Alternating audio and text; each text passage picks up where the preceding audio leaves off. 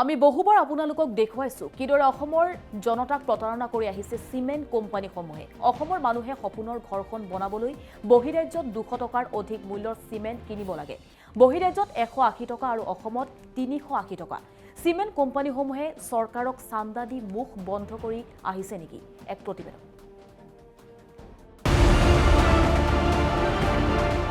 Star চিমেণ্টৰ বিৰুদ্ধে ক্ষুণ্ণ হৈ পৰিছে বিধায়ক অখিল গগৈ। মন গ'লে দাম বঢ়াই দিয়ে ষ্টাৰ চিমেণ্টে। চিমেণ্টৰ দাম এতিয়া অসমতেই সৰ্বাধিক।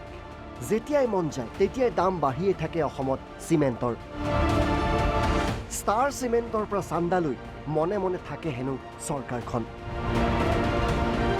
চিমেণ্টৰ দাম বঢ়াবলৈ লাইচেঞ্চ দিছে ষ্টাৰ চিমেণ্টক। এই মহা অভিযোগ অখিল গগৈৰ।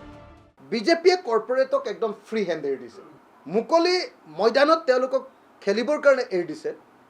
যাৰ ফলস্বৰূপে কি হৈছে যে এতিয়া কৰ্পৰেটে কাৰো কথা নুশুনাকে, যেনেকৈ ধৰক আজি ষ্টাৰ চিমেণ্টে মন গ'লে এতিয়া বস্তুৰ দাম বঢ়াই দিয়ে। কাৰণ ষ্টাৰ চিমেণ্টৰ পৰা সাংঘাতিক ধৰণৰ চান্দা লয় আৰু ষ্টাৰ চিমেণ্টক চান্দা লোৱাৰ পাছত বস্তুৰ দাম বঢ়াবৰ কাৰণে তেওঁলোকে লাইচেঞ্চ দি থৈ দিছে। সেই লাইচেঞ্চ দি থোৱাৰ ফলস্বৰূপে আমি দেখিবলৈ পাইছোঁ যে আজিৰ দিনটোত বিজেপি চৰকাৰে বস্তুৰ মূল্য বৃদ্ধি নিয়ন্ত্ৰণ কৰাৰ ক্ষেত্ৰত কোনো ধৰণৰ ভূমিকা গ্ৰহণ কৰিবৰ কাৰণে তেওঁলোক সক্ষম হোৱা নাই। অসমত যি ধৰণে চিমেণ্টৰ দাম বাঢ়ে আৰু কোনো ৰাজ্যতে নাবাঢ়ে। অসমতকৈ প্ৰতি বেগ চিমেণ্ট 200 টকা সস্তা চুবুৰীয়া পশ্চিমবংগত। অসমৰ পৰা ৰাজ সাহায্য লৈ অসমতে ফেক্টৰী বহুৱাই আৰু অসমীয়াকে বহু বেছি দামত চিমেণ্ট বিক্ৰী কৰি আহিছে চিমেণ্ট কোম্পানীসমূহে। ষ্টাৰ চিমেণ্টে মন গ'লে এতিয়া বস্তুৰ দাম বঢ়াই দিয়ে। কাৰণ ষ্টাৰ চিমেণ্টৰ পৰা সাংঘাতিক ধৰণৰ চান্দা লয় আৰু ষ্টাৰ চিমেণ্টক চান্দা লোৱাৰ পাছত বস্তুৰ দাম বঢ়াবৰ কাৰণে তেওঁলোকে লাইচেঞ্চ দি থৈ দিছে। আৰু এই ব্যাপক মূল্য বৃদ্ধিৰ বাবে মূলতঃ জগৰীয়া বিজেপি চৰকাৰখন। এই অভিযোগ অখিল গগৈৰ। মূল্যবৃদ্ধি ৰোধ কৰাৰ ক্ষেত্ৰত তেওঁলোক সক্ষম হোৱা নাই। সেইকাৰণে মূল্যবৃদ্ধিৰ কাৰণে মূলতঃ জগৰীয়া বিজেপি চৰকাৰ। বিজেপি চৰকাৰৰ তিনিটা কাম, এটা হ'ল চান্দা দুষ্কৃতি, দ্বিতীয়টো হ'ল চিণ্ডিকেট ৰাজ আৰু তৃতীয়টো হ'ল কোম্পানীক লাইচেঞ্চ দি দিয়াৰ, কোম্পানীৰ ওপৰত নিয়ন্ত্ৰণহীনতা। সেইকাৰণে অতি সোনকালে অসম চৰকাৰ আৰু ভাৰত চৰকাৰক আৰু মূল্যবৃদ্ধি ৰোধ কৰাৰ ব্যৱস্থা গ্ৰহণ কৰিবৰ কাৰণে আমি দাবী উত্থাপন কৰিছোঁ। বিজেপিয়ে কৰ্পৰেটক একদম ফ্ৰী হেণ্ড এৰি দিছে, মুকলি ময়দানত তেওঁলোকক খেলিবৰ কাৰণে এৰি দিছে।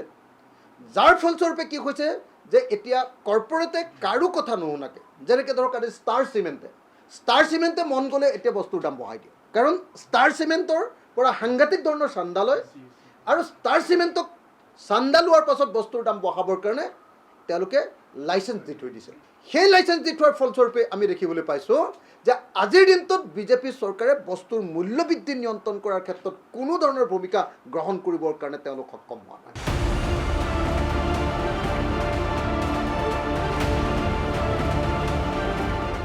অসমতে আপোনাৰ বাঢ়ে, কাৰণ কিয় নেশ্যনেল ব্ৰেণ্ডৰ চিমেণ্টখিনি যেতিয়া বাহিৰৰ পৰা আহে তো সেইখিনি চিমেণ্টৰ দামটো আপোনাৰ আমাৰ লোকেল ব্ৰেণ্ডৰ চিমেণ্টতকৈ কম হয়। অম্বুজা চিমেণ্ট হওক, আল্ট্ৰাটেক হওক, সেইবিলাকত আপোনাৰ ৰেটটো কম। কিন্তু আমাৰ ষ্টাৰ হওক, ডালমিয়া হওক, এইখিনিত অকণমান বেছি হয়। মানে চিমেণ্টৰ ডালমিয়া আৰু ষ্টাৰ প্ৰপচেম যেতিয়া আমাৰতো লোকেল ব্ৰেণ্ডৰ হয় তো সিহঁতৰ একেলগে মানে বাঢ়ে, মানে সেইখিনি বাঢ়ি আছে আপোনাৰ প্ৰত্যেক সপ্তাহতে বাঢ়ি আছে। 5 টকা 6 টকা এনেকৈ বাঢ়ি আছে, 3-4 বাৰ বাঢ়িলে বৰ্তমানে। 7 টকাকৈ দুবাৰ বাঢ়িছে, 14 টকা বাঢ়িছে।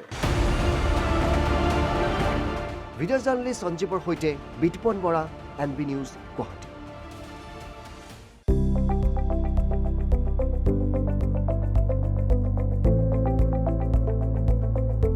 NB নিউজ, সহজ সৰল ভাষাত নৱভাৰতৰ কথা।